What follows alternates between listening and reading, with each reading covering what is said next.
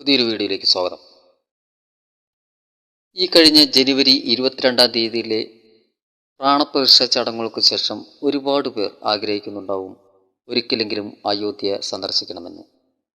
ആ ചടങ്ങിന് കേരളത്തിൽ മാത്രം ചില അപശബ്ദങ്ങൾ കേട്ടെങ്കിലും ഭാരതമാകെ വലിയ ആഘോഷമായിരുന്നു. അതിനുശേഷം രാമക്ഷേത്രം ഭക്തർക്കായി തുറന്നു കൊടുക്കുകയായിരുന്നു. പിന്നീട് അയോധ്യയിലേക്ക് ഭക്തരുടെ വലിയ ഒഴുക്ക് തുടരുകയാണ്. രാജ്യത്തിന്റെ വിവിധ ദിക്കുകളിൽ നിന്നും അനേകം ഭക്തരാണ് അവിടേക്ക് എത്തിക്കൊണ്ടിരിക്കുന്നത്. 23-ാം തീയതി മുതലാണ് ക്ഷേത്രം ഭക്തർക്ക് വേണ്ടി തുറന്നുകൊടുത്തത്. സഞ്ചാരികളുടെ ഉയർന്ന തോതിലുള്ള വരവ് സർക്കാർ പ്രതീക്ഷിക്കുന്നുണ്ട്.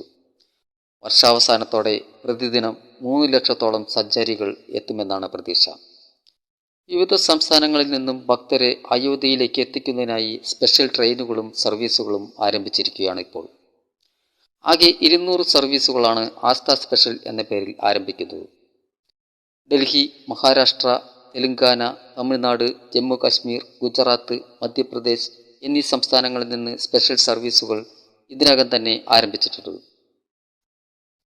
അതുപോലെ തന്നെ കേരളത്തിൽ നിന്നും അയോധ്യ സന്ദർശിക്കുന്നതിന് അത്ര എളുപ്പമല്ല. യാത്രാ ചെലവ് താങ്ങാവുന്നതല്ല എന്നുള്ളതുകൊണ്ട് തന്നെ ട്രെയിൻ യാത്രയാണ് ആശ്വാസം. കേരളത്തിലെ BJP നേതൃത്വത്തിന്റെ ആവശ്യപ്രകാരമാണത്രേ അയോധ്യയിലേക്കുള്ള ട്രെയിൻ സർവീസുകൾ ആരംഭിക്കുന്നത്. ഈ മാസം അവസാനത്തോടുകൂടി കേരളത്തിൽ നിന്നും ആസ്ഥ ട്രെയിൻ സർവീസുകൾ ആരംഭിക്കും. നാഗർകോവിൽ, തിരുവനന്തപുരം, പാലക്കാട് എന്നിവിടങ്ങളിൽ നിന്നാണ് ട്രെയിൻ സർവീസുകൾ ഉണ്ടാവുക. ആദ്യ സർവീസ് ജനുവരി 30-ന് ആരംഭിക്കും. പാലക്കാട് നിന്ന് ജനുവരി 30-ന് രാത്രി 7:30-നാണ് ട്രെയിൻ പുറപ്പെടുക. പാലക്കാട് ജംഗ്ഷൻ റെയിൽവേ സ്റ്റേഷനിൽ നിന്നും അയോധ്യയിലെ ദാം റെയിൽവേ സ്റ്റേഷൻ വരെയാണ് ട്രെയിൻ യാത്ര. യാത്ര പുറപ്പെട്ടു കഴിഞ്ഞാൽ തമിഴ്നാട്ടിലെ കോയമ്പത്തൂർ, തിരുപ്പൂർ, ഈറോഡ്, സേലം, സോളാർപേട്ട്, ഗോമതി നഗർ എന്നിവിടങ്ങളിലാണ് സ്റ്റോപ്പുകൾ ഉണ്ടായിരിക്കുക.